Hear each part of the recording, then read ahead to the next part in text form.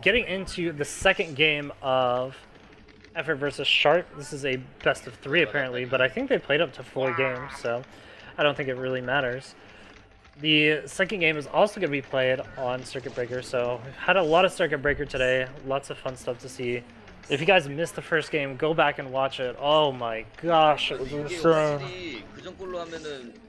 Really cool play coming out from Sharp, and I'm really impressed. I started off this series saying that Sharp wasn't really the best TVZer, that he had a lot of flaws in his play, that he didn't play it all that well and made a lot of mistakes. But honestly, besides kind of playing an archaic early to mid game, his late game was actually really fantastic.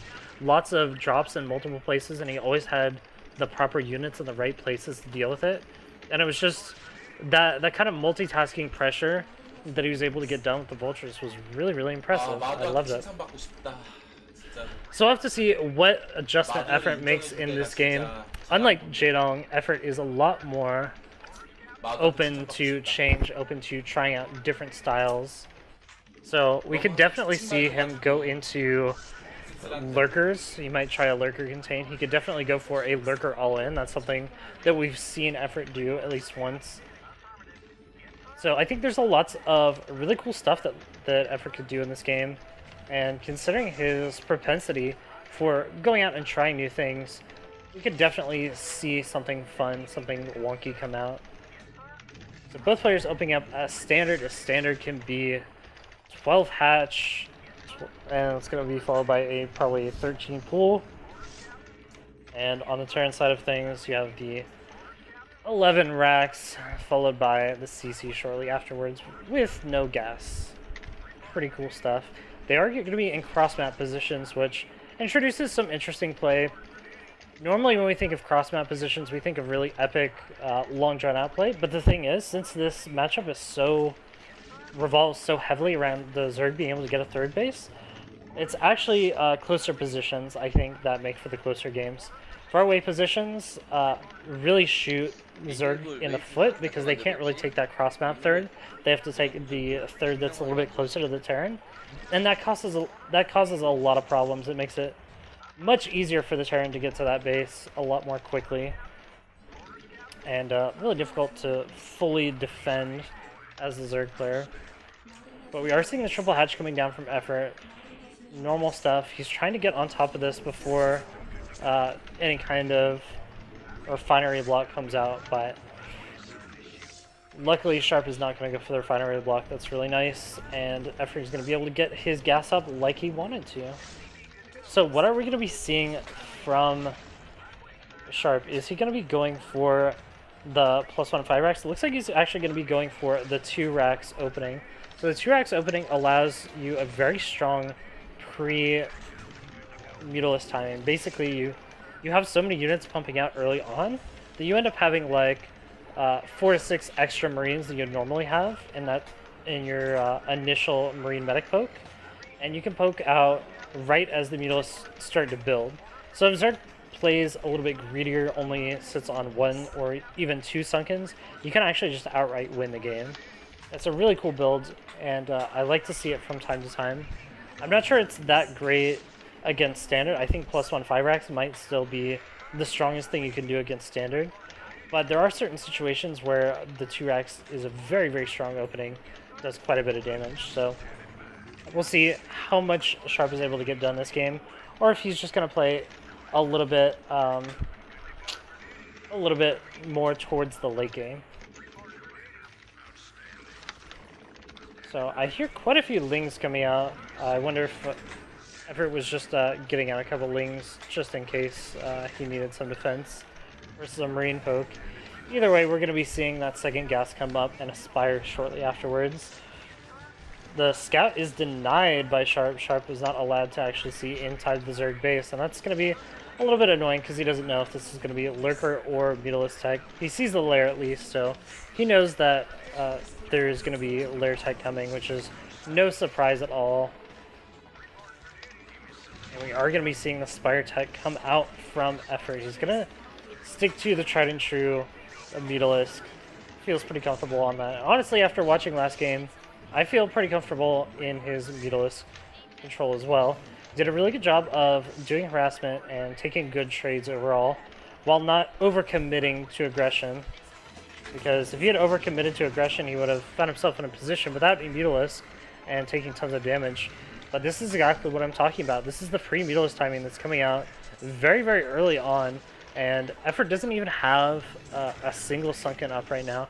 He's trying to put it up right now that he sees what's coming, but this is going to be a very tight timing window. And Sharp actually stimming in. He scanned it. He knows what's going on. He's going to be trying to focus down at least one of these Sunkens early on and try to kill it off. Here comes the next set of Lings. Will they be able to push this back in time for the Sunkens to finish? One of the Sunkens goes down. Will the second one go down as well? Or will be able to actually defend? Really good micro there for Sharp. He's going to do a really good job of picking up quite a few Lings.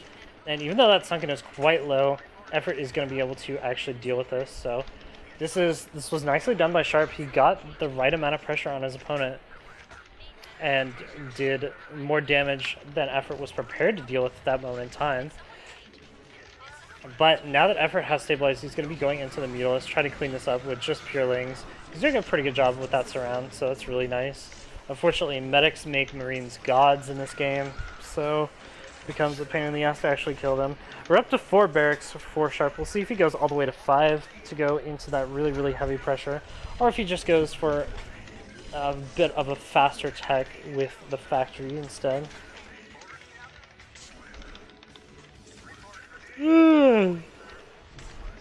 Both players are really turning up the heat though. They're starting to play really fast. It's actually kind of amazing how fast both players are playing at this point in time.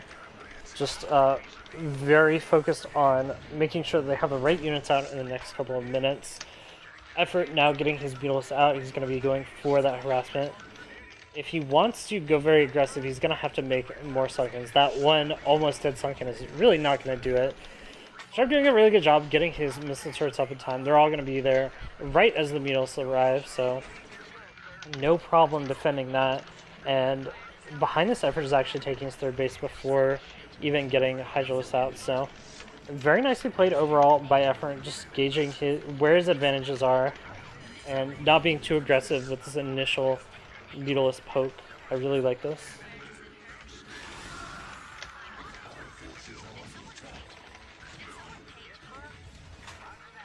So what are we going to be seeing from Sharp? Is he going to be going into an SK Terran style, or is he going to be going for the more standard fat starport?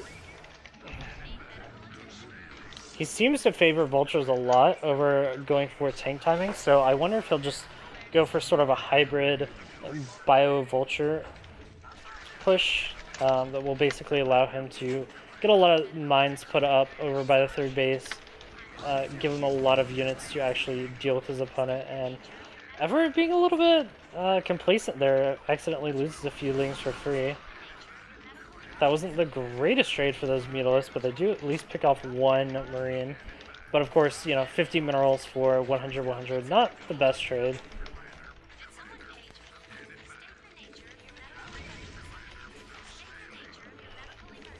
So hopefully we will be having the Lurkers coming out pretty soon. Because effOrt was able to get his third base up so quickly, it's actually going to allow him the chance to build Hydralisk from that third base instead of walking Hydralisk over there like you would normally have to do. But he is playing with fire right now. Now that his opponent has a group of units walking across the map, effOrt really is relying on his Mutalisk micro to keep him in this game and do plenty of damage. But with only one 1/200 Sunken at his natural, he's going to be in a lot of trouble if Sharp decides to push in. That looks like what that is what Sharp is going to do. Where is the Lurker Tech?